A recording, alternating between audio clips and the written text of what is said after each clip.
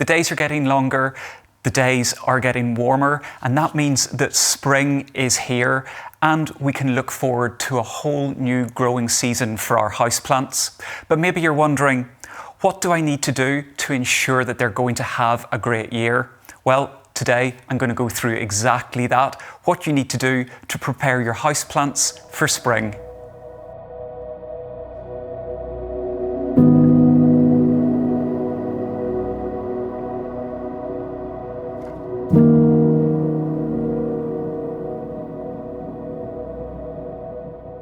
Now that it's spring, there are some really easy things that you can do with your houseplants to ensure that they're going to have a really successful growing period this year. To kick off, let's talk about the roots. As you can imagine, your plants have been sitting almost dormant throughout the winter period, so it's always a good idea to check what's going on below the surface of the soil. With each of your houseplants, simply lift them out of the pot and have a really good look at the roots. The things that I would be looking for are firstly, is there enough room in the pot for my plant? Because even though it's winter, root development will continue, and a pot-bound plant is generally not a happy plant. If it looks like the roots are really circling around inside the pot, it is definitely time to change the pot. Another thing to look at is just to have a look and see the condition of each of the roots. Now, these are lovely and bright white, but just be suspicious of anything that looks brown or black or a little bit mushy or doesn't smell very fresh.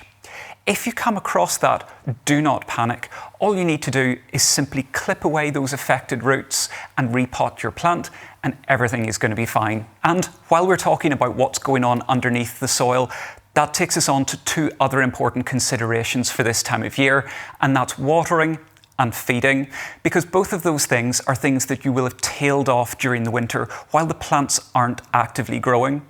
But now that we're coming into spring, that active growth is going to start again, and we want to make sure to support it. When it comes to watering, have a feel by lifting each of your plants and just see, is the compost that the plant is in very, very dry? Either way, you want to start increasing the watering schedule. Don't do this all at once because you do risk ending up with claggy, waterlogged compost or soil, which you don't want. Instead, gradually build up the amount you water so that you get back to your regular watering schedule of approximately once a week for your plants. And while we're talking about watering, let's talk about feeding, because now that your plants are going to be growing, you want to support that with a nice, high-quality plant food. Just like the watering, however, don't go in straight away with 100% strength. Instead, dilute your plant food down even further, and again, slowly build it up over the next few weeks or a month, and it will mean that your plant doesn't get too much of a shock. Now that we've cared for everything that's going on below the soil level, now it's time to talk about what's going on above the soil level and the leaves.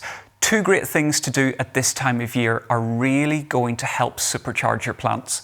The first thing to do is to remove any dead or damaged or diseased plant material that is on your plant, because plants will naturally shed some of their leaves during the winter, but others will hold on to some of that dead material. Something like this Monstera, for example, has a damaged leaf here. All you need to do is simply snip it off, and that's going to help keep your plant healthy as a whole and ready and raring to go for the season ahead. And finally, you want to be giving serious consideration to the light levels and sun exposure that all of your houseplants receive. Understandably, during the winter, you'll have moved your houseplants into areas to really maximize the daylight that they can get. But as you can imagine, now that the days are getting brighter outside, those areas can get very, very bright and very hot, both things that can end up scorching or damaging your precious houseplants. Instead, move them to a nice bright spot where they are going to get plenty of light, but at the same time that light is indirect. Doing so is going to work for nearly every houseplant going, but at the same time it removes the risk of any scorching or damaging to your plant. If your plants have been sitting through the winter, you may notice when you look at the surface of the compost that there's either a buildup of debris or even some mosses and mold.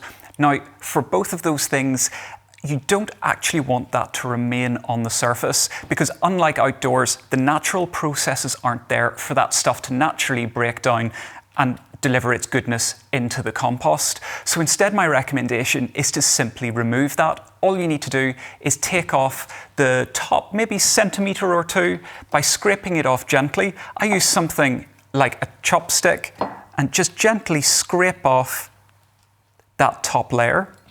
Once you've done that, you can replace that with fresh compost, and it serves two purposes. You now have a clean top to your pot, but also you're adding additional nutrition into the pot by using that fresh compost. Really easy to do, and definitely worthwhile checking all of your pots for this. Follow these quick and easy tips, and you are sure to have a great, successful houseplant year ahead.